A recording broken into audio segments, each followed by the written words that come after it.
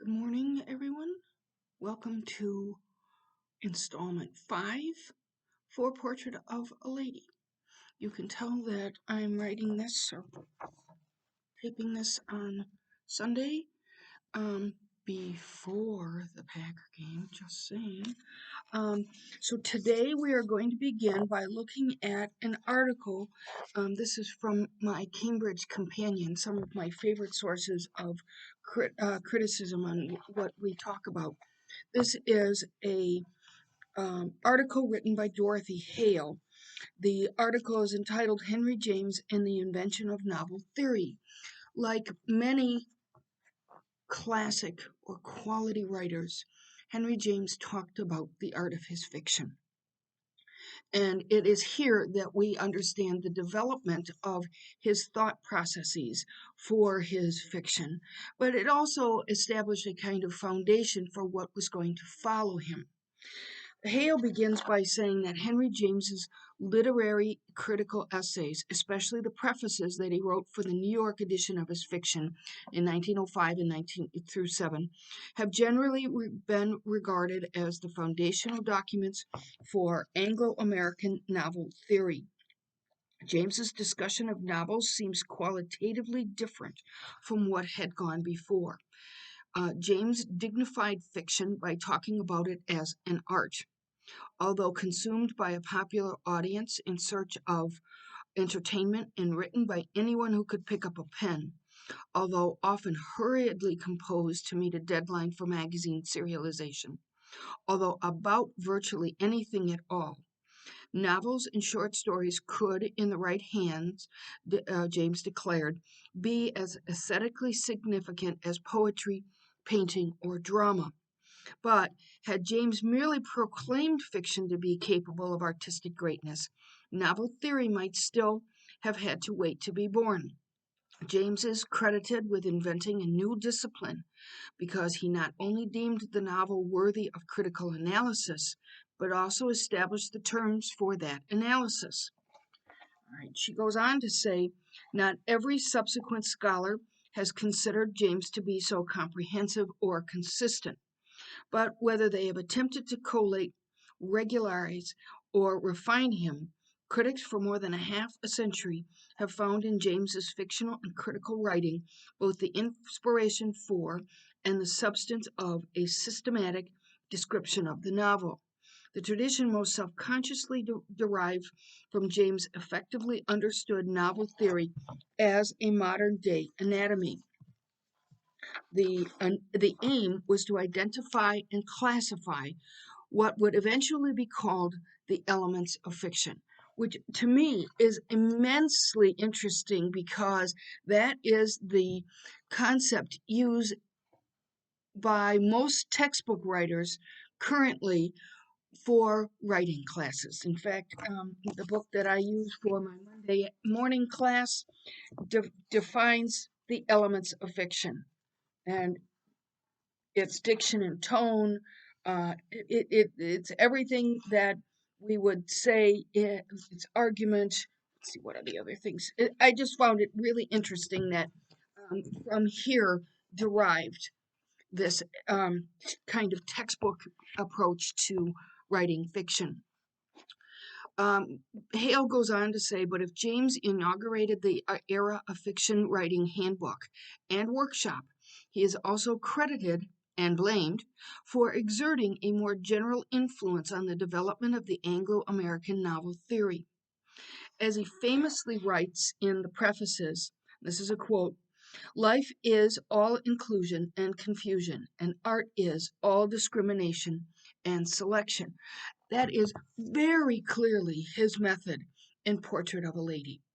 Um, it is selection. Remember that one of the things that became the impetus for the way he developed fiction was the death of his cousin at a young age from TB.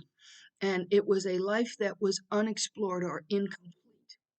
Um, so I hate when I get notifications.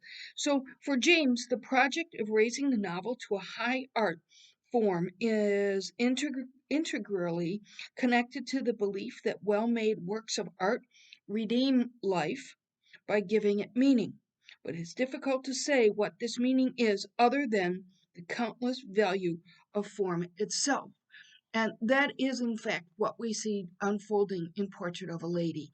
It's all of the possibilities. And we see this in the examination of Isabel through the eyes of various other characters. They talk about her, they are impressed by her. Um, I think that's, oh no, here, one more.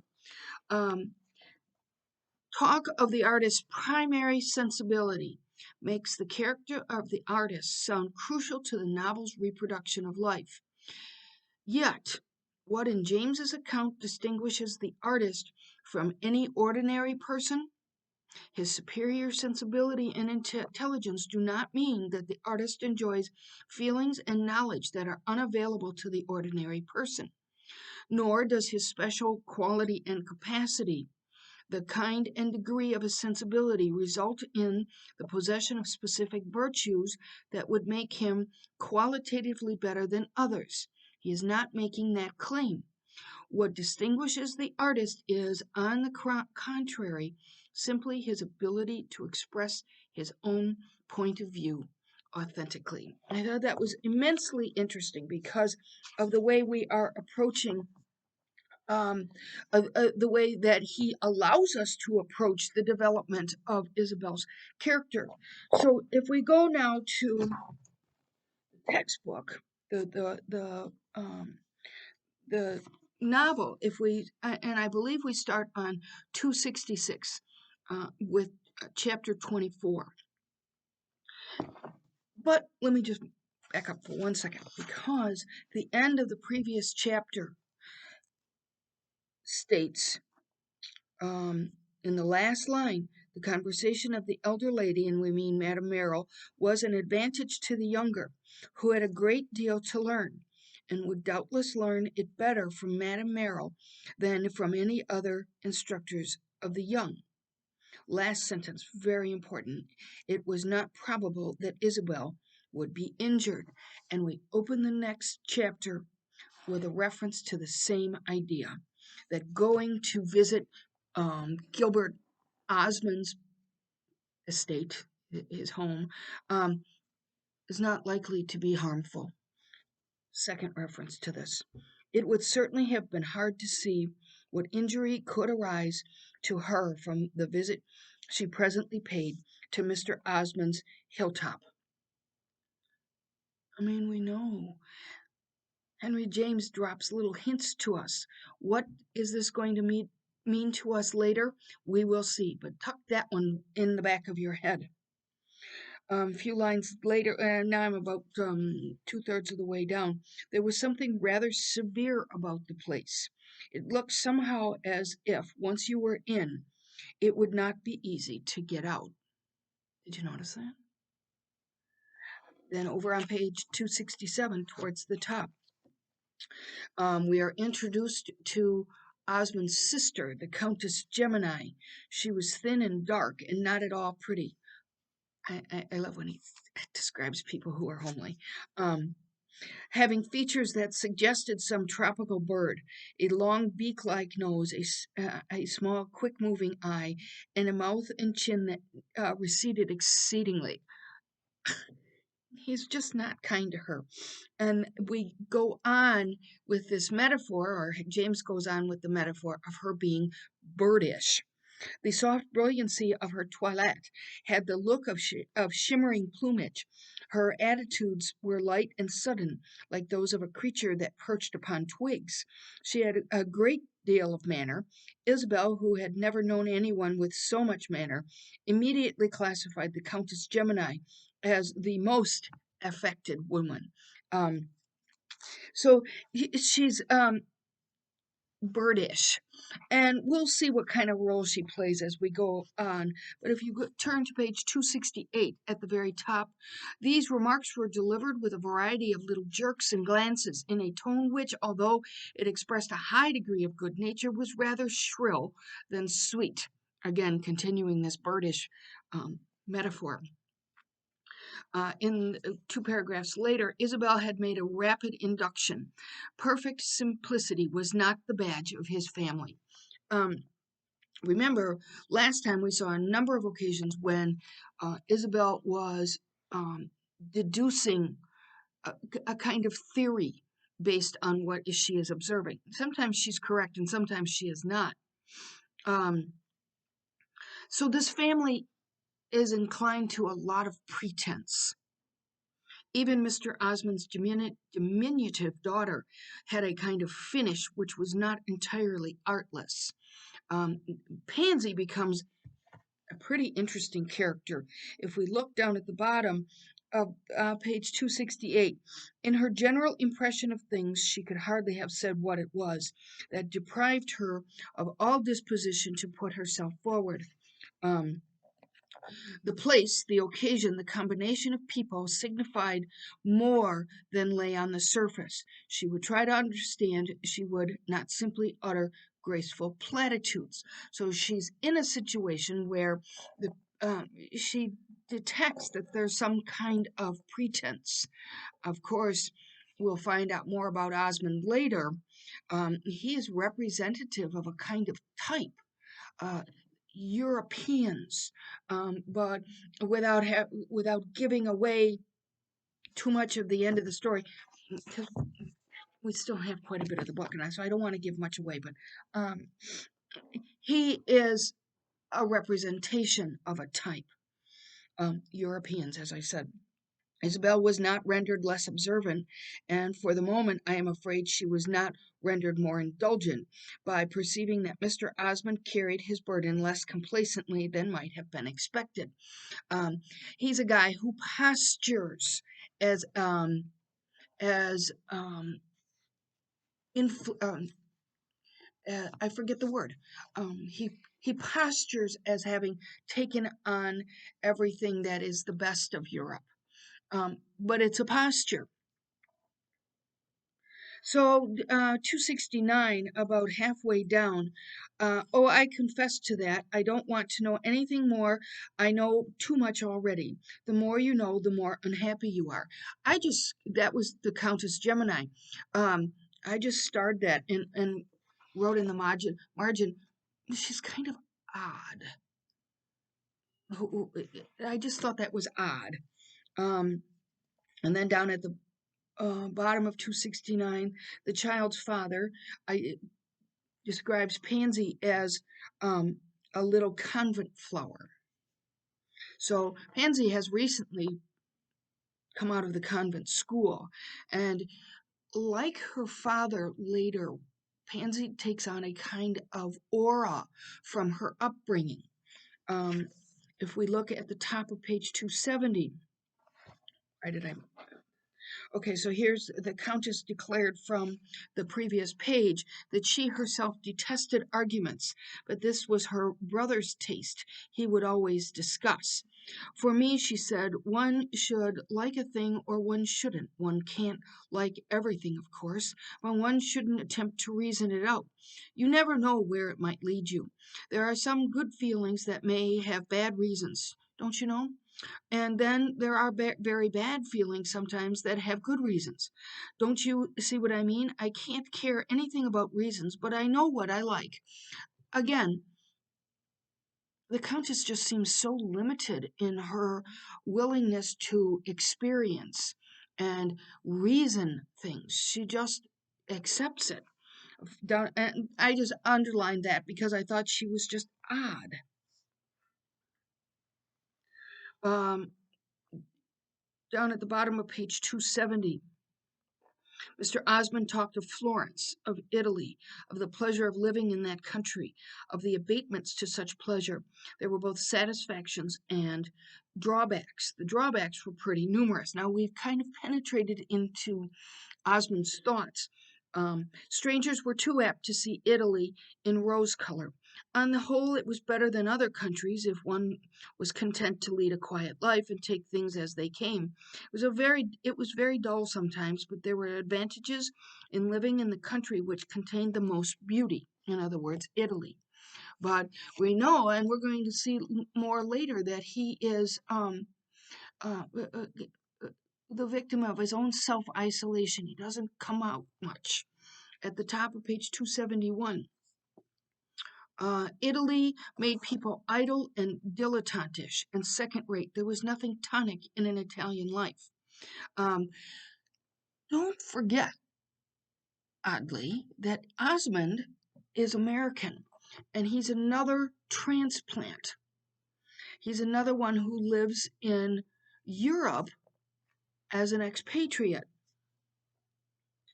Um, he makes a reference to Mrs. Touchette. She's an old Florentine, and remember that Mrs. Touchette, also an American, had that odd relationship with her husband whereby she lived in Florence for most of the year, 11 out of 12 months.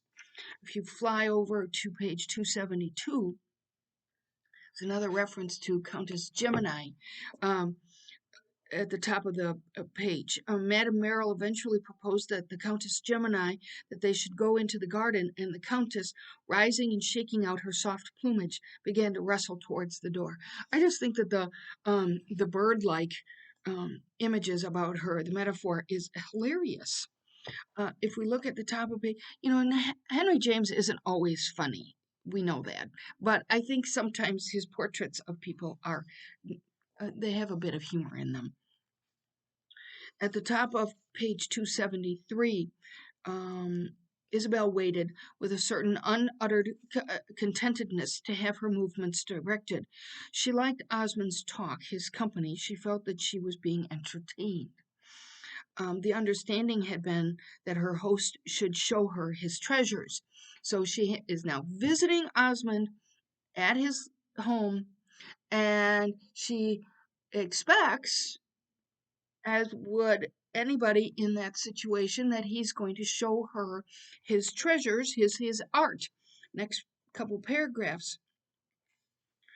And then he says something odd. He says, "What do you think of my sister?" And she, with, I think, finesse and good manners, yes, you have seen very little of her. I don't ask me that. I have seen your sister too little. And he says, but you must have observed that there is not a great deal of her to see. What do you think of our family tone? Osmond went on smiling. I should like to know how it strikes a fresh, unprejudiced mind. And we wonder where he's going with this. A few lines later, I sometimes think we have got into a rather bad way, living off here among things and people not our own, without responsibilities or attachments, with nothing to hold us together or keep us up, marrying foreigners, forming artificial tastes, playing tricks with our natural mission.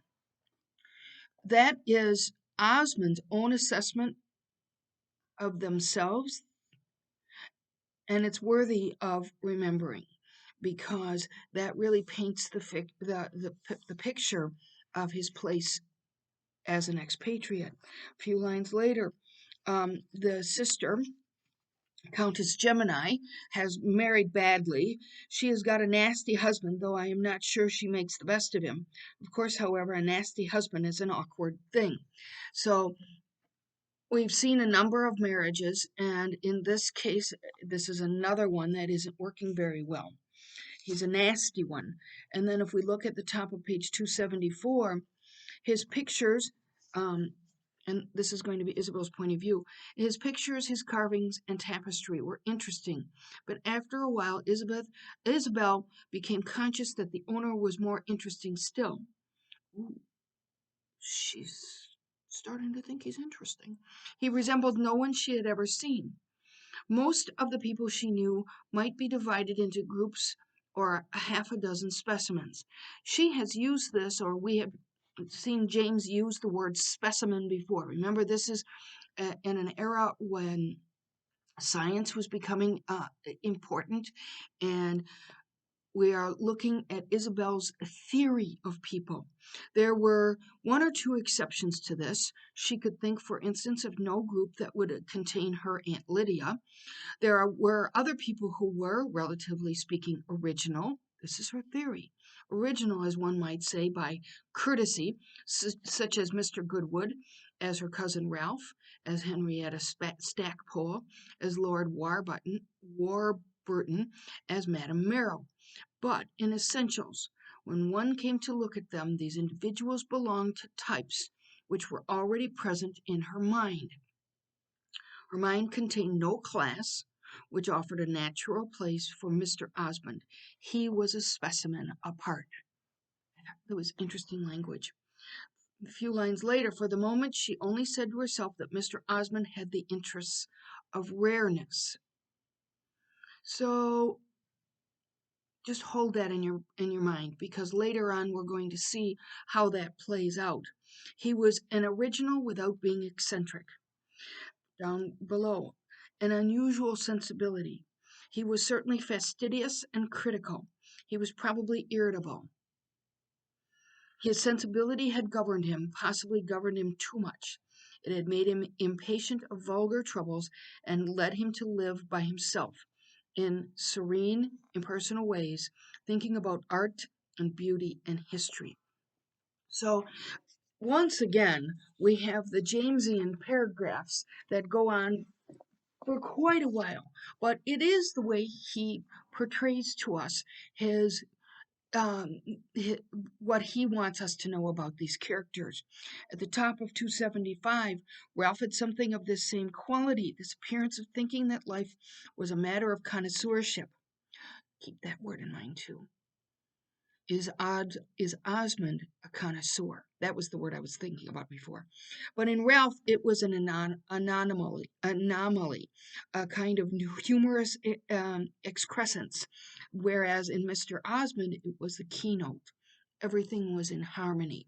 And what kind of harmony are we going to see in Osmond? Um, He was critical of himself as well as of others, and exacting a good deal of others.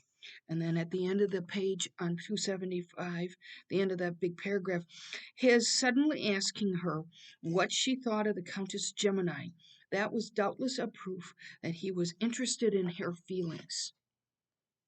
Is that proof, really, that he's interested in her feelings?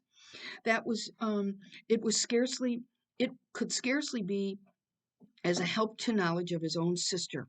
That he should be so interested showed an inquiring mind, but it was a little singular that he should sacrifice his fraternal feeling to his curiosity. So,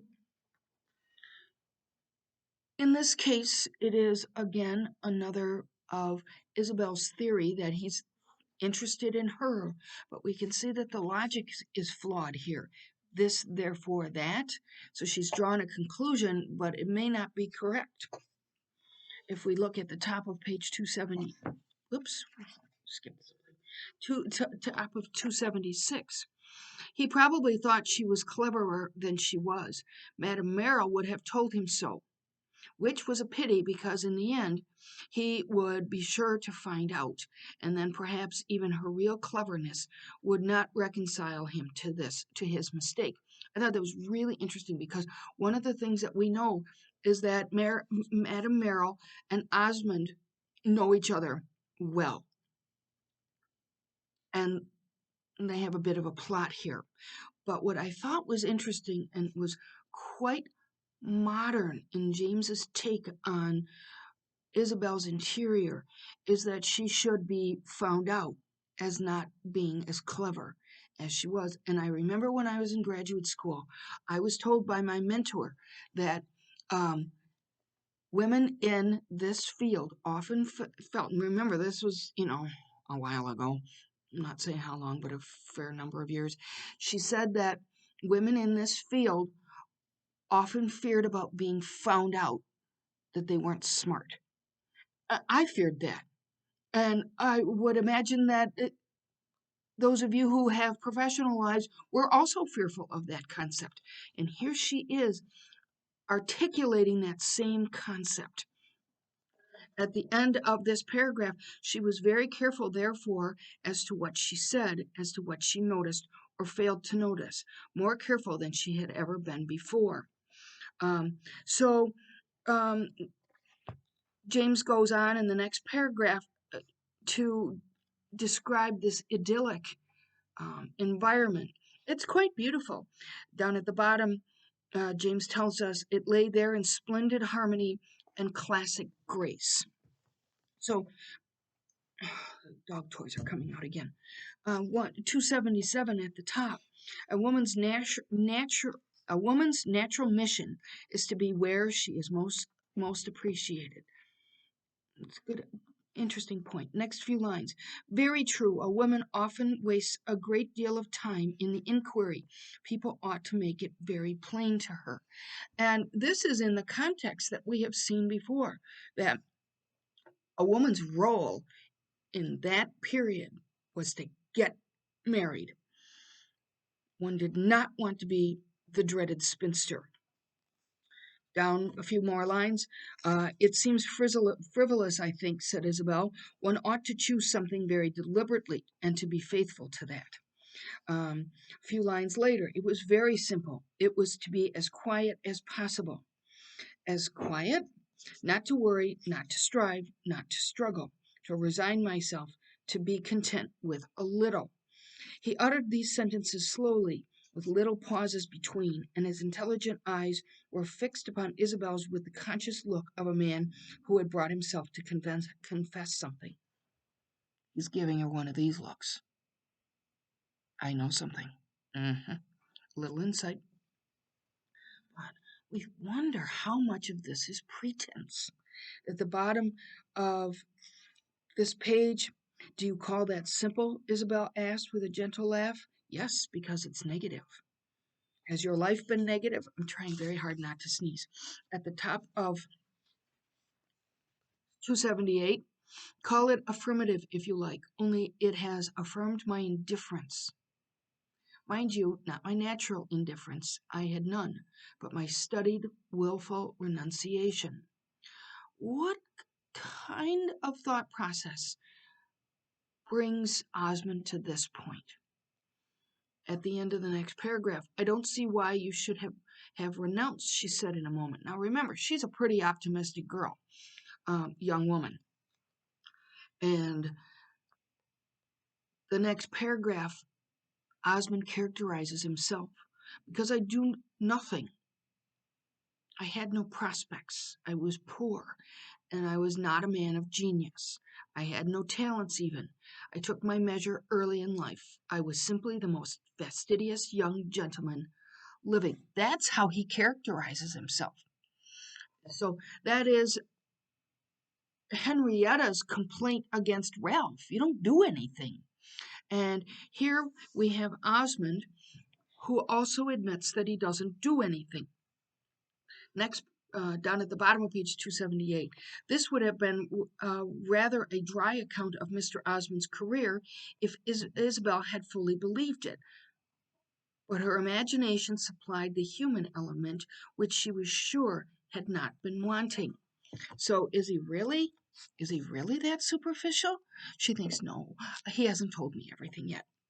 Again, her assessment is what we're getting. Top is 279. It was her present inclination, however, to express considerable sympathy for the success with which he had preserved his independence.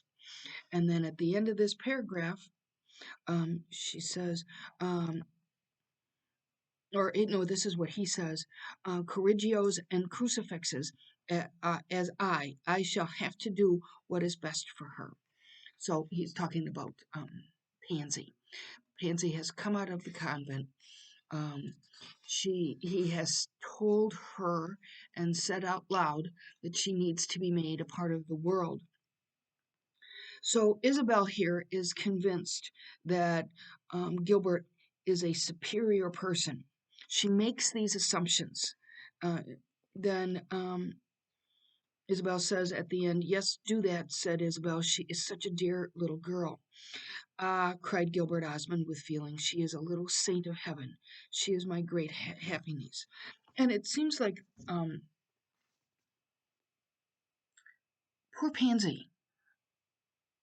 First of all, she's 15, and she is characterized as being really the product of a convent upbringing, but she also appears almost to be a part of Osmond's collection of beautiful things.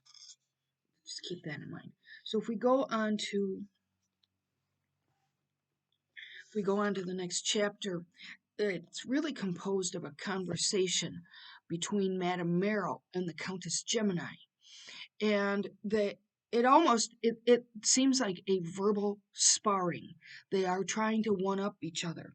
Um, so this is an important chapter because in it we establish that the two women, the Countess and Madame Merrill, know each other. And about a 3/4 of the way down, haven't you a little plan that you think rather well of? And the Countess nodded towards the retreating couple. You've got a plot, don't you? The top of the next page, 281. If I don't approve of your plan, you ought to know it in order to appreciate the danger of my interfering with it. The Countess appears in this chapter to almost be reacting for Isabel's benefit, to really almost warn Madame Merrill, don't get too much of your plan going, because if I don't approve of it, I'm going to interfere. It's not your calculating that I think ill of. It's your calculating wrong. You have done so in this case. So the plot they're talking about is matching up Isabel to Osmond. So right now we have seen that Isabel is interested. Down at the bottom of 281. My dear lady, she said at last, I advise you not to agitate yourself. The matter you allude to concerns 3 persons much stronger of purpose than yourself. 3 persons? The Countess asks. You and Osmond, of course, but is Miss Archer also very strong of purpose? And she says, quite as much as we. And then the Countess says radiantly, if I convince her it's her interest to resist you, she will do so successfully. So the Countess is giving credit to Isabel's strength of purpose, her strength of character.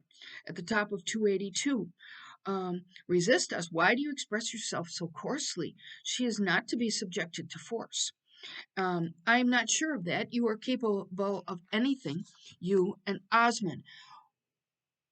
Yes, and we are really getting some information about the relationship between Madame Merrill and Osmond, that they are in fact friends. I don't mean Osmond by himself, and I don't mean you by yourself, but together you are dangerous, like some chemical combination. Isn't that interesting? I I take an interest in her. That is what has got into my head. I like her. And the Countess Gemini, while painted in the previous chapters as birdish and maybe not a whole lot of thought process upstairs, in fact, we see that she has considered this plot, and she is suggesting the plot to get Isabel and Osmond together. She's suggesting that we have to proceed slowly, at least. The Countess's bright little eyes expanded, and her face was set in a grimace. Ah, you are dangerous, she cried, even by yourself. Wow. So if we fly on over to the bottom of page 283, um, she is not mine, she is Papa's, said Pansy. Oh, that's in response to saying that Isabel is her guest. Miss Archer came to see you as well, Madame Merrill remarked. I'm very happy to hear that. She has been very polite to me. Do you like her, then? The Countess asked. She is charming. Charming, said Pansy in her neat conversational tone. She pleases me exceedingly. So we're just laying the path here of maybe a developing relationship between Isabel and Pansy. If we go over to the top of page 284. If Miss Archer is to become her mother, it is surely interesting to know whether the child likes her. Wow. And we have gotten hints about this So you didn't marry well. The Madam Merrill points out that's what I'm speaking of. When I say a husband, I mean a good one. There are no good ones. Osmond won't be a good one. There's a warning early on. Down at the bottom of 284, it was much better that we should always act together, Madame Merrill went on. Do you mean that as a threat? Said the Countess. This is what I mean by there being like a verbal sparring going on here. They're polite, but there's an undercurrent that at the bottom of 284. Do you pretend to believe he would make her happy? The Countess demanded. Top of 285. If he should marry Miss Archer, I suppose he would behave like a gentleman. As if that were not the possibility. So we get the Countess's point of view of Osmond. The Countess jerked herself into a succession of attitudes. Do you mean as most gentlemen behave? That would be much to be thankful. Of course, Osmond's a gentleman. His own sister needn't be reminded of that. But does he think he can marry any girl he happens to pick out? Osmond's a gentleman, of course, but I must say I have never, no, never seen any one of Osmond's pretensions. What they are all based upon is more than I can say. There's that word again, pretension. I am his own sister. I might be supposed to know. Who is he, if you please? What has he ever done? If there had been anything particularly grand in his origin, if he were made of some superior clay, I suppose I should have got some inkling of it. So, this is the thought process of the Countess. And we can see that he is a superficial guy. Um, as for Osmond, he has always appeared to believe that he descended from the gods. You should star that. I thought that was an important insight. And we'll see how this develops later on. At the bottom of this page, nevertheless, Madame Merrill added, it will not be an easy matter for Osmond to marry Miss Archer, but he can try, especially given the fact that she has turned down a couple of very suitable suitors. I hope she will refuse him. It will take him down a little. We must not forget that he is one of the cleverest of men. I have heard you say that before, but I haven't yet discovered what he has done. He hasn't done anything. What has he done? He has done nothing that has had to be undone, and he has known how to wait. At the top of 286, to wait for Miss Archer's money. Whoa! I'd forgotten about that line until I read the book a few months ago. How much of it is there? Here's the crux of the matter. It's her money. It's 70,000 pounds, which, as I said, I tried to figure that out, and I think it's about 1.5 million. It could be more than that.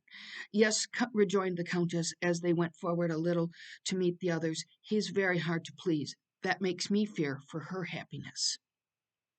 So he's hard to please. He hasn't done anything. He's full of pretension. There doesn't seem to be any superior clay there. So in this chapter, we see that the Countess seems to be taking Isabel into account. Next chapter, um, the Gilbert we see is not fond of Ralph, but you know, to a degree, we are fond of Ralph because he is Isabel's friend, and he also hasn't done anything, but he has a career, so to speak, in his tuberculosis, his illness. So that almost distances himself from the kind of superficiality that we have already seen as a foundation of Osmond. At the bottom of this page 287, he read the situation more clearly. Isabel was the attraction, and in all conscience a sufficient one. Osmond was a critic, a student of the exquisite, and it was natural he should admire an admirable person. a student of the exquisite. I, I, I really like that description of him. If we go to the top of the next page, 288, he was recommended to Mrs. Touchette by his appearance of being as well able to do without her as she was to do without him, a quality that always excited her esteem. It gave her no satisfaction, however, to think that he had taken it into his head to marry her niece. Such an alliance on Isabel's part, would have an air of almost morbid perversity. Mrs. Touchette easily remembered that the girl had refused an English peer, that a young lady for whom Lord Warburton had not been up to the mark should consent herself with an obscure American dilettante, a middle-aged widower with an overgrown daughter. I thought that was funny. And an income of nothing. This answered to nothing in Mrs. Touchette's conception of success. She took, it will be observed, not the sentimental, but the political view of matrimony. Well, of course, that's because that's the kind of marriage she herself has. Remember that Mr. and Mrs. Touchette married and then discovered that they didn't really like each other. Um, but for Mrs. Touchette, being married was the political desirability. She was at least married, had an income, and could go off and live in Florence forever. Um, let's see. Down at the bottom of this page, let her alone to find a favorable comparison for anything she undertakes. I know very little about the young man in America. I don't think she spends much of her time in thinking of him, and I suspect he's got tired of waiting for her. Um, Remember, we saw this last week that Isabel doesn't really give a whole lot of thought to the suitors she has refused. Um, her American suitor, Charles, she doesn't think about him very much. She is capable of marrying Mr. Osmond for his opinions. Will he be so disinterested that he has the spending of her money? That was her idea before your father's death, and it has acquired new charms for her since. So um, remember that the Isabel would not have been as desirable if she didn't inherit all that money. Next paragraph, she will please herself, of course, that she will do so by studying human nature and retaining her liberty.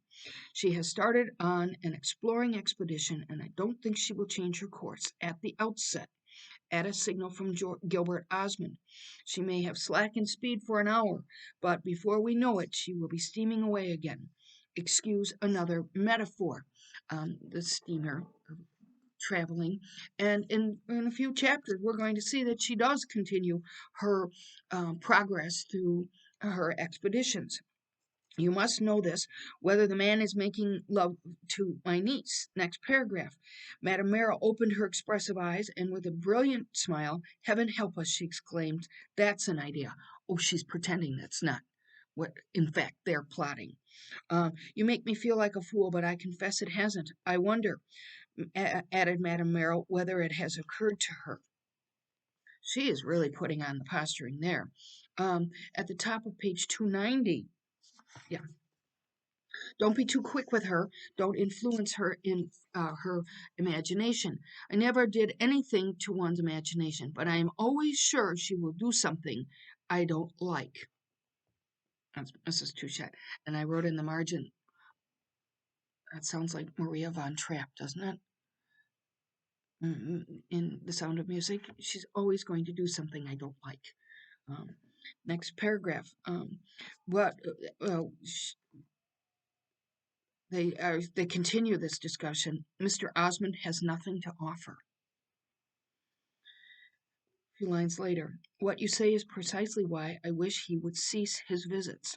He has nothing in the world that I know of but a dozen or two of early masters and a grown-up daughter.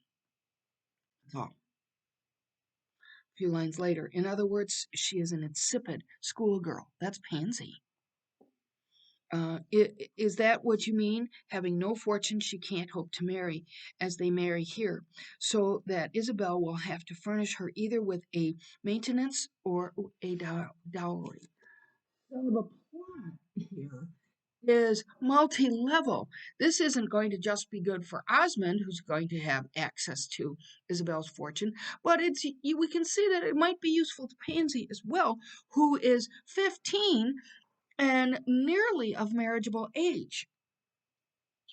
Um, she would make a charming stepmother, said Madame Merrill, smiling, but I quite agree with you that she had better not decide upon her mission too hastily. Changing one's mission is often awkward. I will investigate and report to you. I will investigate whether or not this is what Osmond has in mind. All this went on quite over Isabel's head. She had no suspicion that her relations with Mr. Osmond were being discussed. This is sometimes I marvel at James's ability to convey this rather than through a narrator, but through the discussions of the characters. Um, Top of the next page, she had carried away an image from her visit to this hilltop, which her subsequent knowledge, and we're talking about Isabel, excuse me, her subsequent knowledge of him did nothing to efface, and which happened to take her fancy particularly, the image of a quiet, clever, sensitive, distinguished man. That's her impression of him. So, her theory few lines later, of a lonely, studious life in a lovely land, of an old sorrow that sometimes ached today, a feeling of pride that was perhaps exaggerated, but that had an element of nobleness, a care for beauty and perfection, so natural and so cultivated together that it had been the main occupation of a lifetime, of which the arid places were watered with the sweet sense of a quaint, half anxious, half helpless fatherhood. This is her impression of him. So he's putting on quite the pretense. At the Palazzo Crescentini, Mr. Osmond's manner remained the same, shy at first and full of the effort visible only to the sympathetic eye of Isabel to overcome this disadvantage, an effort which usually resulted in a great deal of easy, lively, very positive, rather aggressive, and always effective talk. So she is enjoying the conversation she's having with Osmond. And a few lines later, what continued to please this young lady was his extraordinary subtlety. And then over in the next page, at the top of 292, she was like a sheet of blank paper, the ideal jeune fille of foreign fiction. Isabel hoped that so fair and smooth a page could be covered with an edifying text. So there's an interesting metaphor. Um, this is Pansy, and she is in fact a blank piece of paper. But where is that going to take her? We don't know. I just thought it was an interesting metaphor. The Countess Gemini also came to call upon her, but the Countess was quite another affair. She was by no means a blank sheet. She had been written over in a variety of hands, and Mrs. Touchette, who felt by no means honored by her visit, declared that a number of unmistakable blots were to be seen upon her surface. So the Countess has some blots. I thought that was a funny continuation of that blank sheet of paper um, metaphor. Mr. Osmond's sister, we are told, is a kind of flighty reprobate. Well, apparently she's done things that are not exactly suitable. At the bottom of this page, the Countess, however, had consoled herself too well, and it was notorious in Florence that she had consoled others as well. She stepped out of the marriage, I think. But as Mrs. Touchette said, she had to draw the line somewhere. Um, Top of 293. The poor Countess, who had really done no harm, who had only done good in the wrong way. So she's not like Pansy, who is a blank sheet of paper. The Countess has kind of lived it up occasionally. The Countess has doubtless been imprudent. She had not been so clever as other women. She was a good creature, not clever at all. But since when had that been a ground of exclusion from the best society? Um, then down at the bottom of this page, she told Isabel more about the poor countess than Mr. Osmond had done, and related the history of her marriage and its consequences. So, as we know, she did not marry well. Um, and then we look at the top of this page. The count was a low-lived brute. He had given his wife every excuse. Then there is a reference to um, the American Corinne.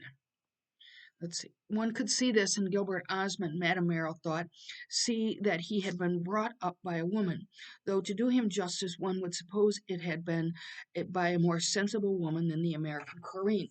So there's a reference in your notes to an article by Kathleen Lawrence, um, entitled Osmond's Complaint, Gilbert Osmond's Mother in the Cultural Context of James's Portrait of a Lady.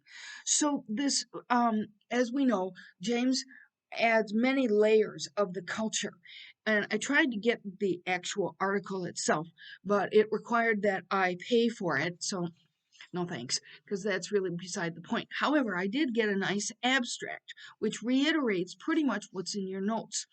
By referring to Gilbert Osmond's mother in Portrait of a Lady as the American Corinne, Henry James alludes not only to the heroine of Madame de Stael's high romantic novel, but also to the well-known epithet of Margaret Fuller, thus foregrounding his novel in an antebellum transcendental America far removed from the novel's actual place and time of the Gilded Age.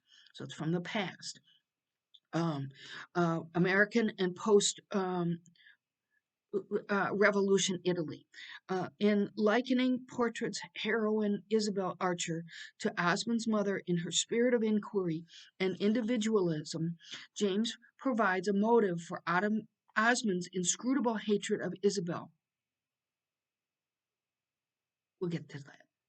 I hate to give away too many things, but and ties Isabel to the antebellum intellectual and spiritual fervor of transcendentalism, thus adding an additional historical and aesthetic philosophical layer to his novel. So I pursued that quite a bit, and really that's about as much as I can get without having. I think it was like $40, and so I thought, no thanks. The Countess was very good company, and we are told, and not such a.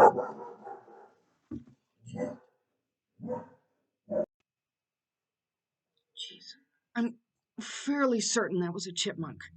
Um, you can see how I get into this, and then it makes me jump 10 miles.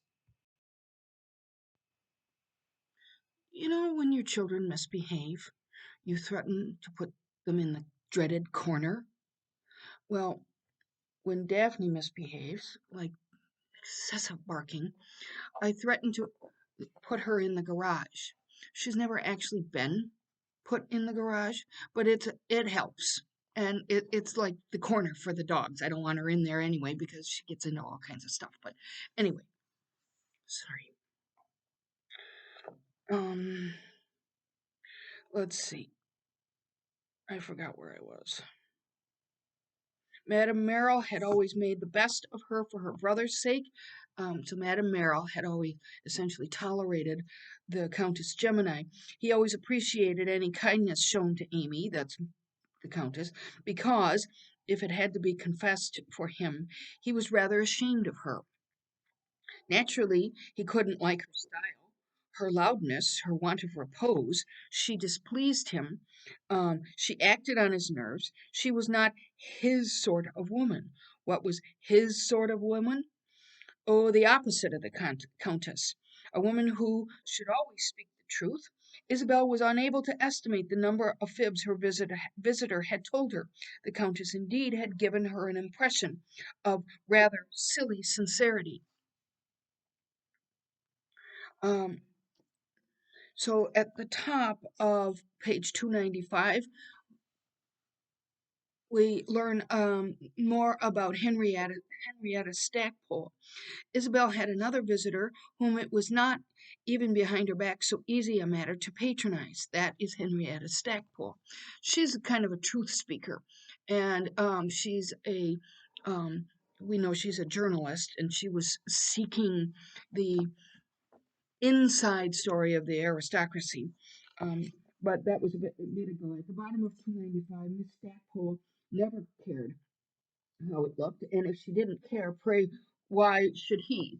Um, we keep seeing that Henrietta and Mr. Bantling often,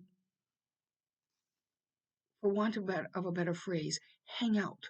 They are friendly and they view things together, and they seem to enjoy each other's company. We don't know where that's going yet, but we'll see. Top of 296. She had indeed been obliged to sacrifice her hopes with regard to the inner life, the social question on the continent, bristled with difficulties even more numerous than those she had encountered in England. However, she is going to satisfy herself with the outer life of Europeans. Over on the end of this very long paragraph, 297, Mrs. Touchette on this occasion had resigned herself to the absence of a duenna, a chaperone. We have seen that she now inclined to the belief that her niece could stand alone. Um, that's unusual to allow her niece to go off with friends. Um, well, I I think that is in part because she has this inherited wealth. At the bottom of 297. Um, no, I think young girls should be kept out of the world. And we hear that um, she she reiterates, I was brought up on a different system. So that is America. Remember, I think I remarked early in the semester that um, when I was in college, I went to college part of the time in England, and people always said that you could tell an American because they wore sneakers and the women were alone. I didn't know any better. Especially in Italy, one had to be chaperoned. On the next page, um, let's see. This is a conversation. See, Madame Merrill is now. Oh, she's having a conversation with the Countess. I suppose you mean that you proposed it and that she assented. Of course, I gave her a chance, but she is encouraging. She is very encouraging. I'm glad to hear of it, but don't cry victory too soon. Of course, you will go to Rome. So, this underlying plot of it being a victory, isn't that unusual? In fact, I have it. Um, but I'm not going to get to it this week. It's better next week. Um, said Osmond, it makes one work, this idea of yours. So this plot, he's got to work for it. But he's in on it as well. At the top of page 299, he says, the girl is not disagreeable. Well, I wrote in the margin that he's a cold fish, that all he wants is this prize. You are unfathomable, Madame Merrill says. I am frightened at the abyss into which I have dropped her. Um, they're just pervasively conniving. Um, you are very indiscreet, she said rather wearily. You should not have moved when I did. Um, so she's gotten up and gotten into her little carriage, and he got up with her. Of course, anybody who's observing this would know that they were in cahoots about something. Um, you are quite unfathomable. It's the second time she has applied that term to Osmond. She repeated, glancing up at the windows of the house, a modern structure in the new part of the. We don't need that right now. He paid no attention to this remark, but said to Madame Merrill with a considerable appearance of earnestness, "She is really very charming. I've scarcely known anyone more graceful." They're talking about her, and uh, she only has one fault. What is that? She has too many ideas. But in fact, we think to ourselves, that is her greatest asset. Um, and then if we go to page 300, if I go on to Rome, what shall I do with Pansy? I will go and see her, said Madame Merrill. So he wants to follow Isabel to Rome. Isabel has made a plan to go to Rome, and she's going with her friends. They work through the touristy sites. Isabel's impression of Rome is here for us. The sense of the mighty human past was heavy upon her, but it was interfused in the strangest, suddenest, most capricious way with the fresh, cool breath of the future. Her feelings were so mingled that she scarcely knew whither any of them would lead her, and she went about in a kind of repressed ecstasy of contemplation.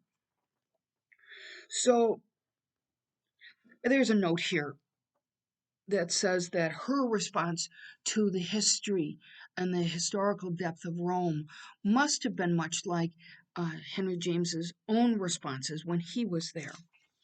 Um, she's in Rome.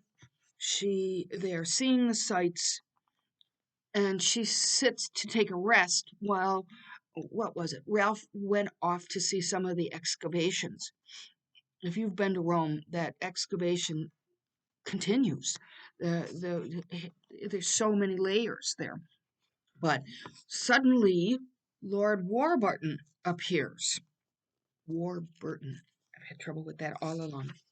And so, over on page 304, he approaches her. Lord Warburton, though he tried to seem easy, was agitated. He repeated more than once that he had not expected to meet her, and it was evident that the encounter touched him in a way that would have made preparation advisable. He happens upon her, not realizing that she was even going to be there. Top of 305. I know what you are going to say.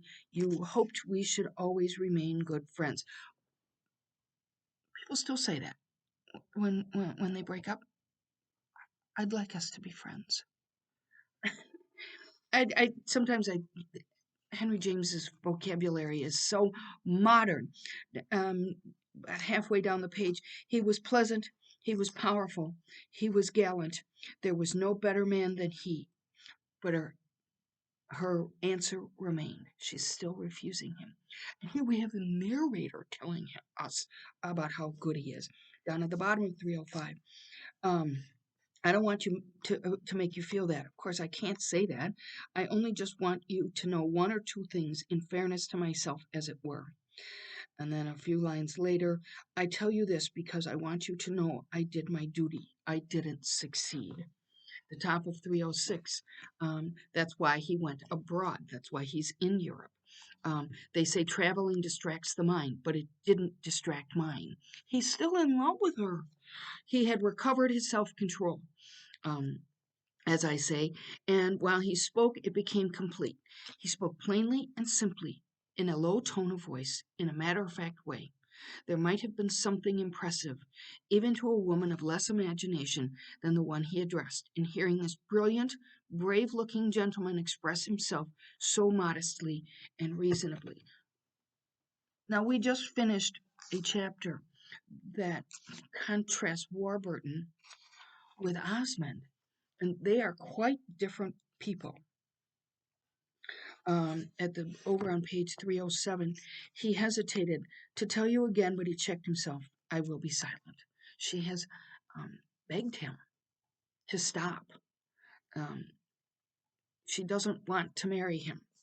Of course, we've been given all of this information to think, why not? What's wrong with him? what we're supposed to do. If we look at the top of page, or about two-thirds of the way down on 308, Isabel did him justice, but she wondered about what his purpose was, and what he expected to gain even by behaving heroically.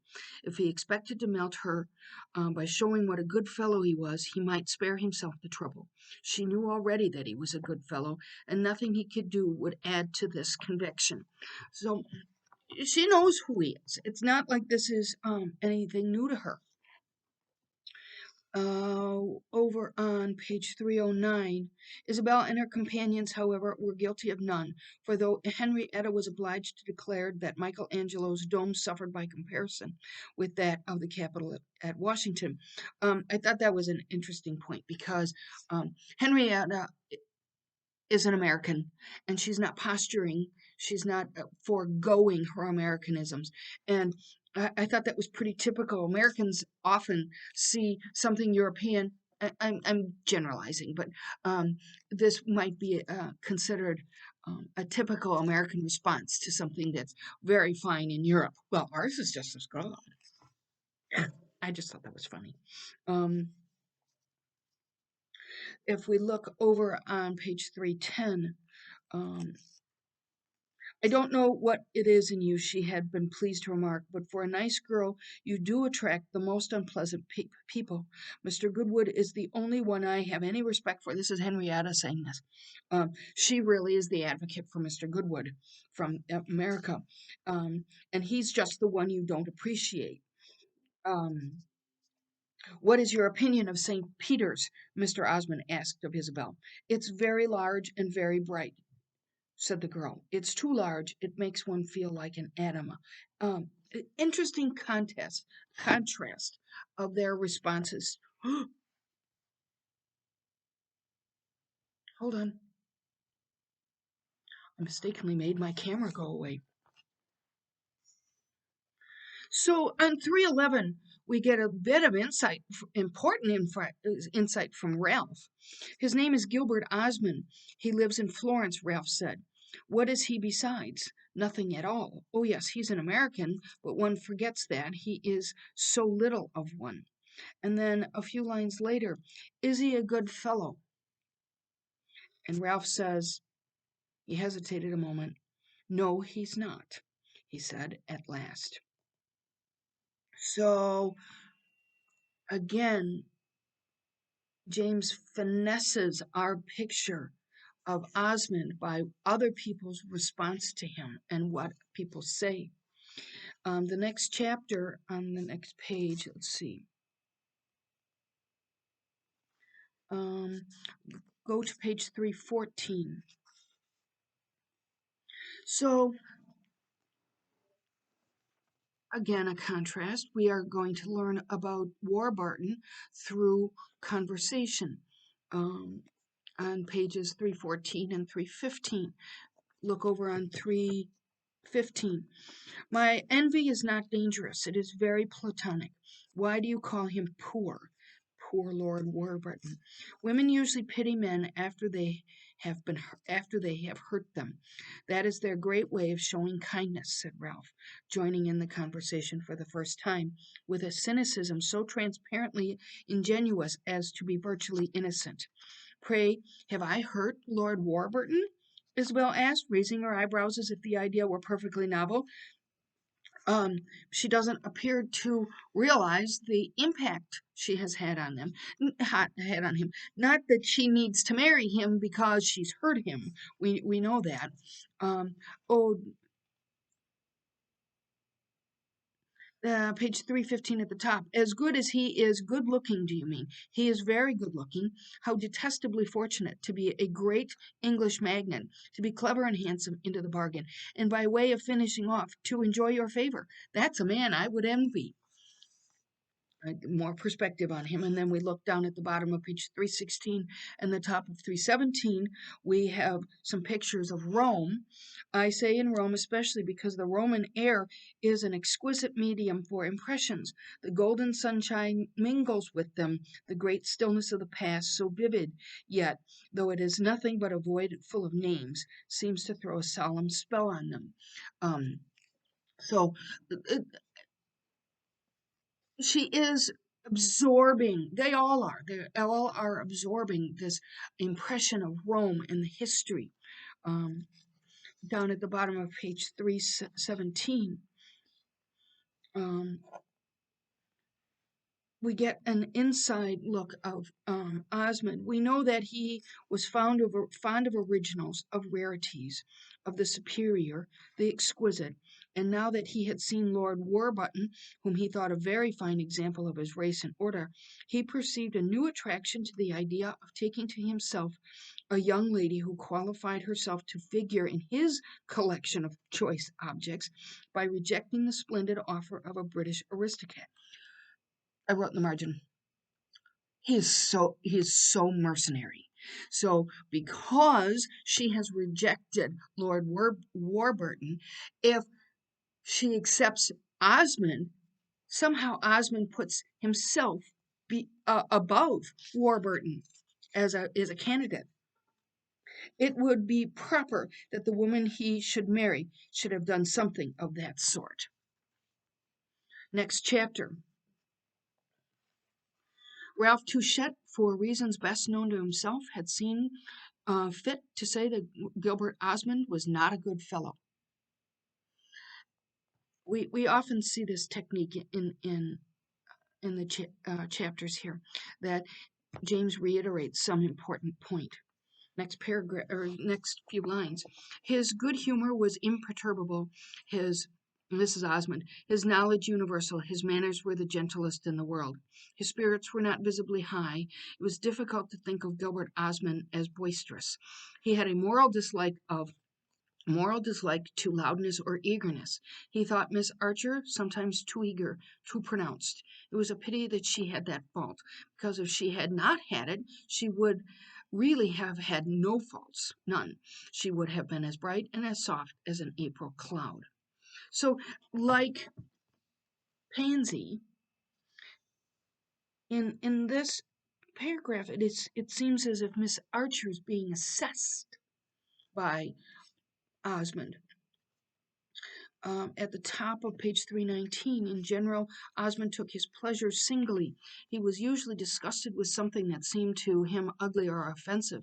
His mind was rarely visited with moods of comprehensive satisfaction, but at present he was happy, happier than he had perhaps ever been in his life, and the feeling had a large foundation. This was simply the sense of success, the most agreeable emotion of the human heart. Osmond had never had too much of it. Remember, he hasn't done anything, and he considers his inroads into Miss Archer, Isabel, a success. The present one had been less difficult than might have been expected, but it had been easy, that is, it had been rapid, only because he had made an altogether exceptional effort. That's an important point.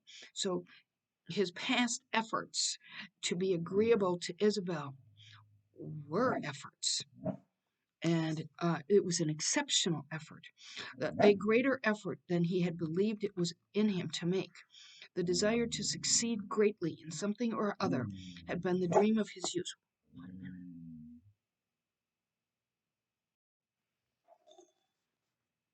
I'm sure you saw me, or heard Daphne. She needs me to throw this, but I'm not going to. Um, It had been the dream of his youth to succeed greatly, but as the years went on, the conditions attached to success became so various and repulsive that the idea of making an effort gradually lost its charm. He doesn't do anything.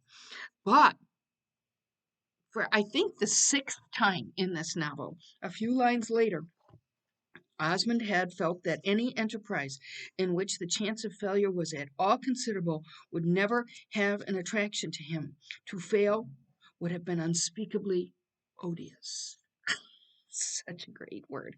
But he doesn't make any effort, so then he doesn't fail. Interesting.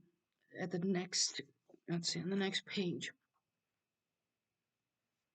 If she was too eager, meaning Isabel, she could be taught to be less so, as though he's thinking he's going to change her.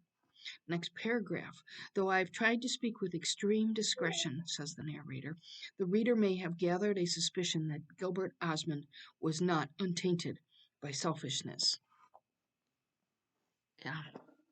Top of page 321. Madame Merrill, she had recognized a truth that was none the less pertinent for being very subtle. The truth, the truth that there was something very imperfect in Osmond's situation as it stood. A few lines later. Now, once again, we're in one of James's big paragraphs, which is where he develops character.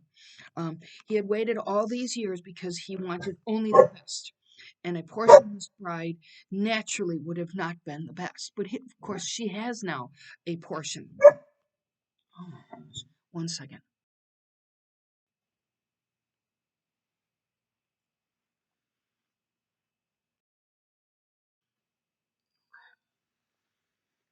Down at the bottom of 321. When at last the best did present itself, Osmond recognized it like a gentleman. There was therefore no incongruity in his wishing to marry. It was his own idea of success, as well as that which Madame Merrill, with her old-time interest in his affairs, entertained for him. Let it not, however, be supposed that he was guilty of the error of believing that Isabel's character was of that passive sort which offers a free field for domination. Isn't that interesting? He was sure that she would constantly act in the sense of enthusiastic concession. So she will remold herself. That's what he anticipates. She will remold herself in Osmond's expectation. Over on page 321, nope, it's 322. So she is sitting. Isabel had taken in hand a volume of Ampere, presented on their arrival in Rome by Ralph, but though she held it in her lap with her finger vaguely kept in the place, she was not impatient to go on with her reading. We frequently see her like this, thinking beyond what she was thinking in the book, to some sort of imaginative flight. At the bottom of this page, Um, you are under no obligation to come back. You can do exactly what you choose. You can roam through space. So um, that's exactly what she wants to hear. And then over on page 322, 323, she's still looking at this book. Isabel, with her eyes bent down, fingered the pages of Ampere a little. Down at the middle of this page. I think it beautiful, said Osmond. You know my opinions. I have treated you to enough of them. Do you remember my telling you that one ought to make one's life a work of art? You look rather shocked at first, but then I told you that it was exactly what you seemed to me to be trying to do with your own life. It is, in fact, what Osmond is doing. He's collecting art pieces. Pansy is a piece of art. Now, Isabel, he's suggesting that acquiring her would be like he acquired pieces of art. It would be a success. At the top of 324, it wouldn't be remarkable if you did think it ridiculous that I should have the means to travel when you have not, for you know everything and I know nothing. Um, a nice little irony that she recognizes. The more reason why you should travel and learn, said Osmond, smiling. Besides, he added more gravely, I don't know everything. So he appears to be encouraging her to travel. Um, Go everywhere, he said at last, in a low, kind voice. Do everything. Get everything out of life. Be happy. Be triumphant. What do you mean by being triumphant? Do what you like. To triumph, then, it seems to me, is to fail. Doing what we like is often very tiresome. Exactly, said Osmond. with a quick responsiveness. As I have intimated just now, you will be tired some day. He paused a moment and then he went on. I don't know whether I had better not wait till then for something I wish to say to you. Oh, it's a coming. But he has prefaced this by saying to her, travel, go out and learn. But we can hear what he's going to say at the top of 325, about a quarter of the way down. What I wish to say to you, he went on at last, looking up, is that I find I am in love with you. Well, she has collected the fiancés, or the potential fiancés, hasn't she? I am thoroughly in love with you, he goes on. Now, mind you, he has just said, go out and experience. And then eventually you will get tired of that. And perhaps after pondering Gilbert for a while, she might come full circle. We don't know. He repeated the announcement in a tone of almost impersonal discretion, like a man who expected very little from it, but spoke for his own relief. Oh, don't say that, please, she answered at last in a tone of entreaty which had nothing of the conventional modesty, but which expressed the dread of having, in this case, too, to choose and decide. What made her dread great what made her dread great was precisely the force which, as it would seem, ought to have banished all dread, the consciousness of what was in her heart. It was terrible to have to surrender herself to that. She suspects that maybe she at least is attracted to him. Down at the bottom of page 326. Of course, I don't. Let's see. Um, I don't know you, she said abruptly, and then she colored as she heard herself saying what she had said almost a year before to Lord Warburton. She doesn't know him. It didn't seem to matter to people at the time. No, no, said the girl with a flash of bright eagerness. There you are not sincere. You are not easy to know. No one could be less so. That's true. She doesn't know him because she doesn't know the level of connivance that he has used to appeal to her. Well, Osmond answered with a laugh, I said that because I know myself. That may be a boast, but I do. Towards the bottom of this page, Isabel says, you are not conventional. He says, what I worship, I have for propriety. So there, propriety and pretense are a lot of Osmond. I like the way you utter that word. No, I'm not conventional. I am convention itself. Interesting. Top of 328. Go and see my little daughter before you leave Florence. And why would that be? So that she can continue to develop a relationship with Pansy.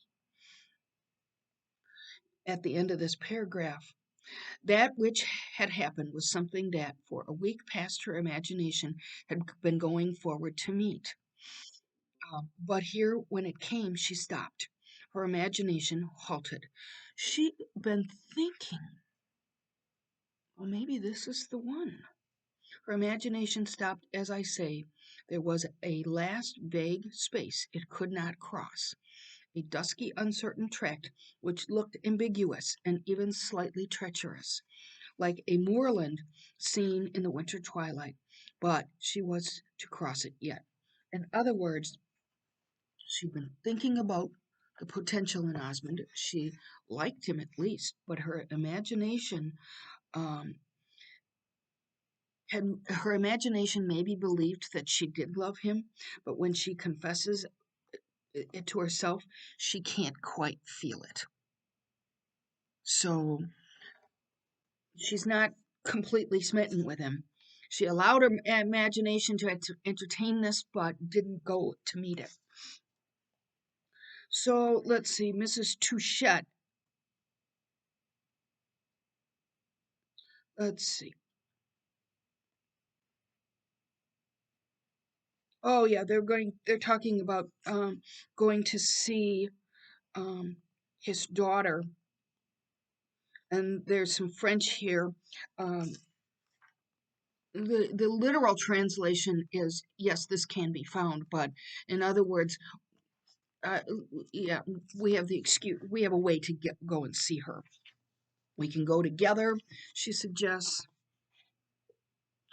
At the top of page 330, um, a little bit of knowledge, insight into um, the propriety of Isabel going to Osmond's home, even though he's not there.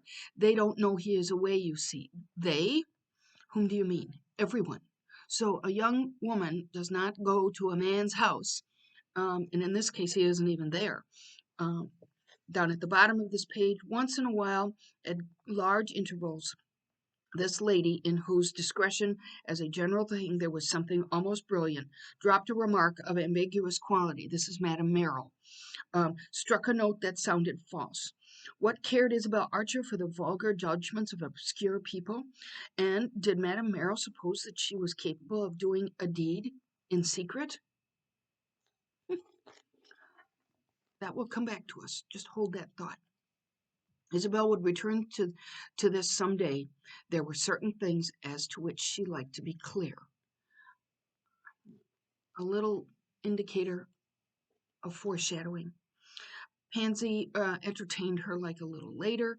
How well she had been taught, said our keen young lady, how prettily she had been directed and fashioned, remember, by the convent school.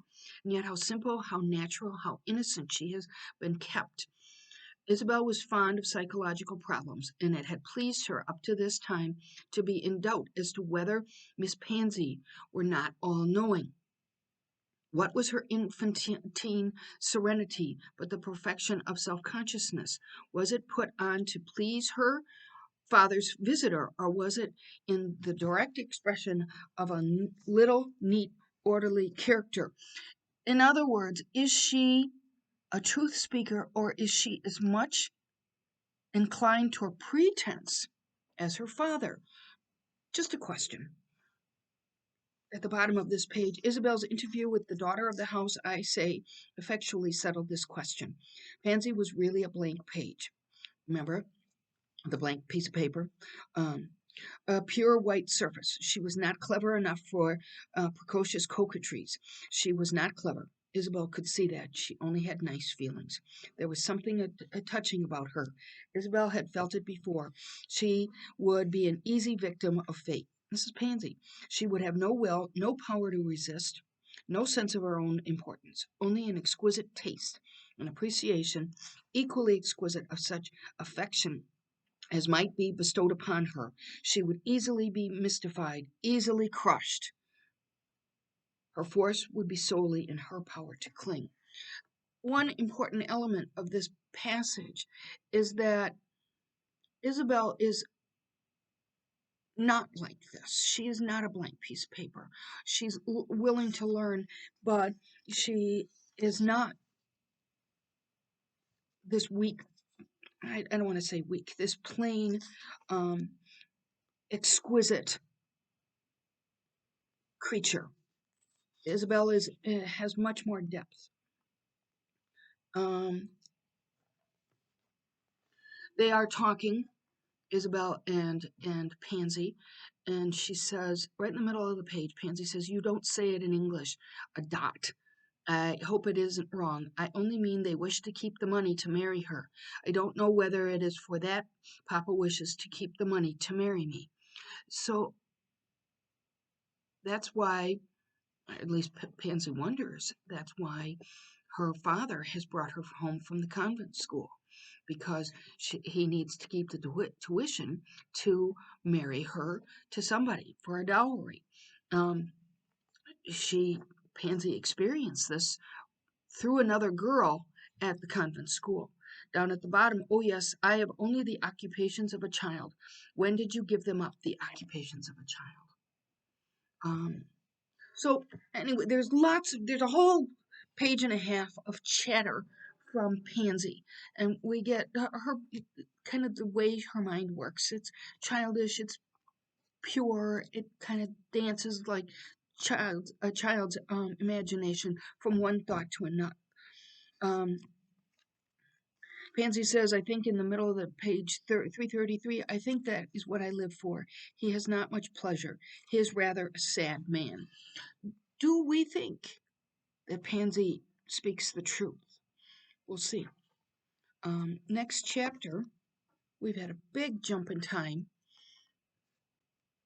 It's 1 year later. Isabel has gone off and experienced various places in Europe. The lapse of a year may doubtless account for a considerable increase of gravity, though this will depend a good deal upon the manner in which the year had been spent. Isabel had spent hers in seeing the world. She had moved about, she had traveled, she had exerted herself with almost passionate activity. And then for the next several pages, we're going to get a catalog of her year. She's gone to Switzerland and to Paris. She has entertained her sister Lily on page 337.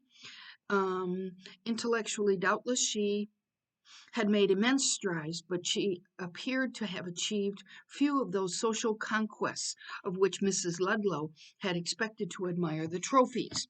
So Isabel was developing herself and her own knowledge and experiences, but didn't get a husband, which was what Lily, Mrs. Ludlow, would have expected her to acquire. Um, she Isabel did not make her various proposals public to her sister. Um, so her sister doesn't even know that she had those various successes. Um, but at the top of page 338, she had never had a keener sense of freedom, of the absolute boldness and wantonness of liberty, than when she was turned away from the platform of the Euston station. Again, let's see, the world lay before her. This is a reference to Paradise Lost. That was in your notes. She could do whatever she chose. There was something exciting in the feeling. She was going about Europe unattended, but Isabel performed this journey with a positive enjoyment of its dangers and lost her way almost on purpose in order to get more sensations, so that she was disappointed when an obliging policeman easily set her right again. She was so fond of the spectacle of human life that she enjoyed even the aspect of gathering dusk in the London streets. Let's see, the middle of page 339, Mrs. Touchette intimated, apologies, Mrs. Touchette intimated, were of no more use than soap bubbles. She herself never dealt in such articles. As an apology. One either did the thing or one didn't, and what one would have done belonged to the sphere of the irrelevant, like an idea of a future life or the origin of things. I just thought that was odd. It was just an odd way of seeing the world. That she's seen Greece and Turkey and Egypt, but her own restlessness prevailed. If we look over to top of page 340. For a while, Madame Merrill, for the present, was a most efficient duenna with a companion.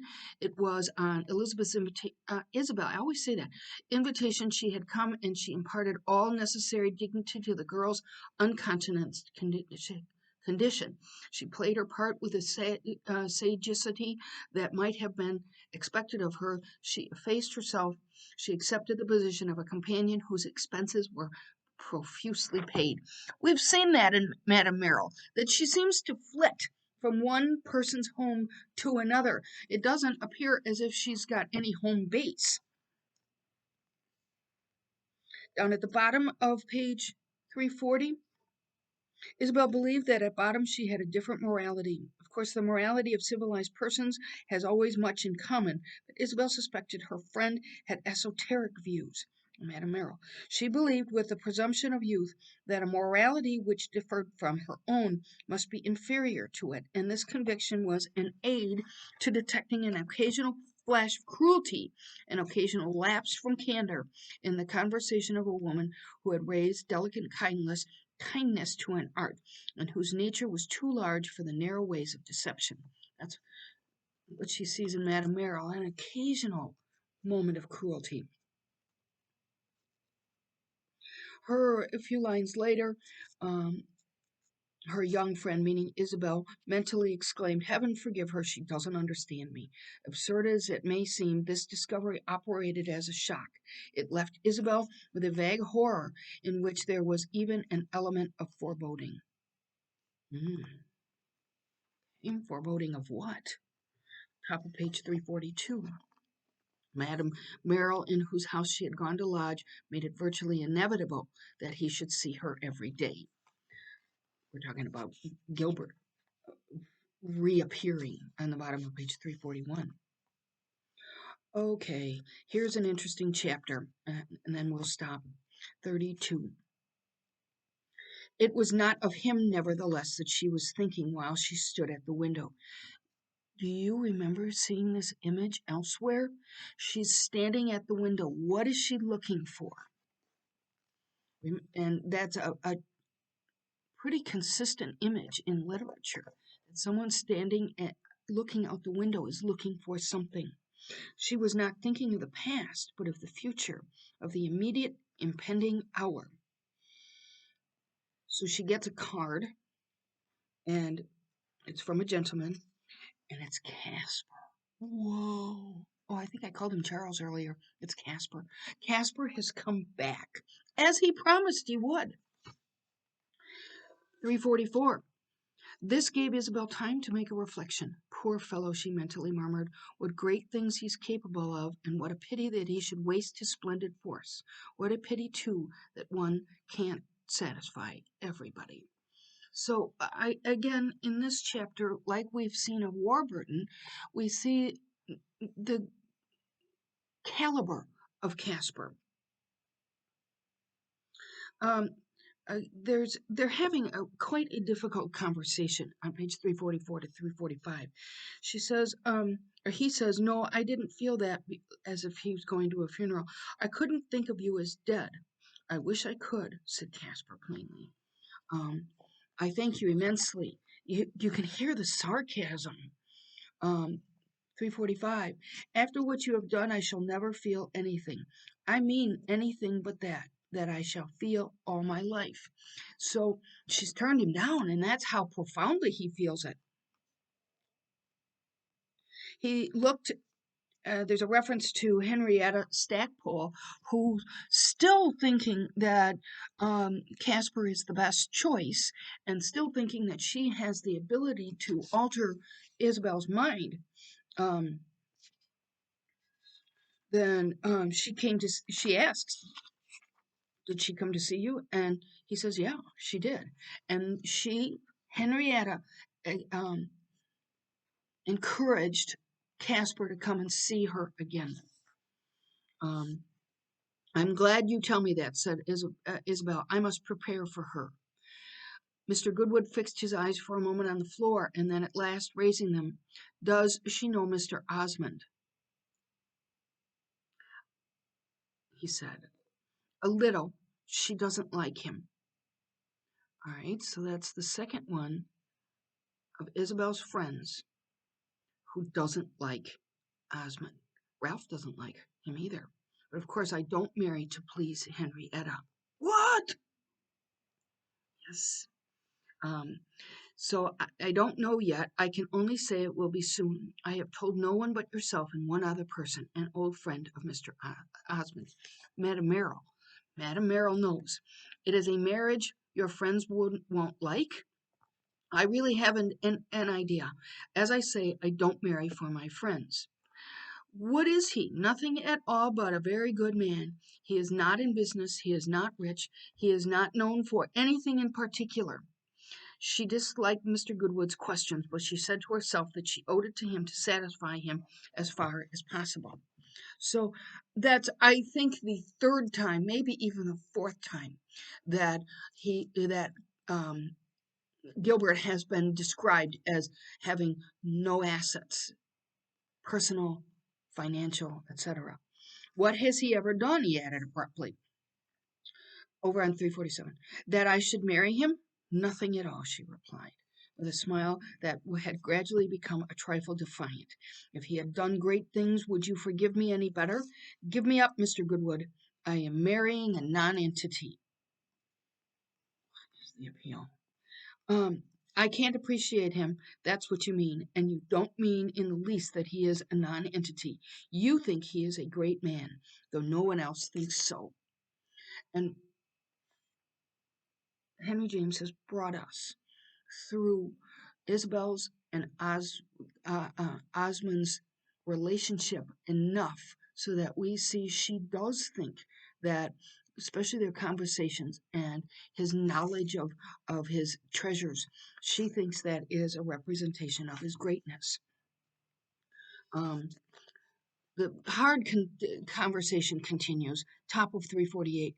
Waited until after you are married? That is just what I didn't want to do. You will be different then. Not very. I shall still be great friends of yours. You will see. That will make it worse. Again, the concept of we must remain friends, which doesn't ever seem possible.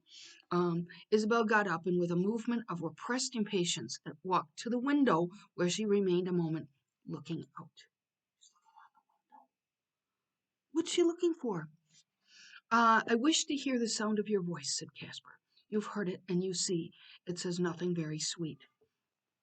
Down at the bottom of page 348. She felt her agitation rising. She said to herself that she was angry as a woman who had been in the wrong. She was not in the wrong. She had fortunately not that bitterness to swallow, but all the same, she wished he would denounce her a little. She had wished his visit would be short. It had no purpose, no propriety. Yet now that he seemed to be turning away, she felt a sudden horror of his leaving her without uttering a word that would give her an opportunity to defend herself more than she had done in writing to him a month before. So she wants to be angry with him and she wants to be able to fight back, and he doesn't give her that opportunity. If she were not in the wrong, however, why should she desire to defend herself? Good question.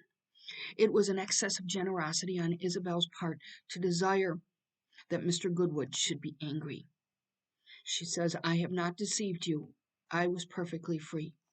And he says, I know that. And she said, I gave you full warning that I would do as I chose.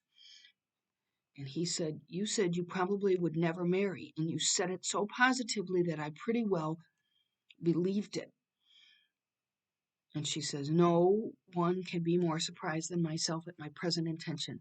You told me that if I heard you were engaged, I was not to believe it. I heard it 20 days ago, and he got on his steamer and came on over to find out if it was really true.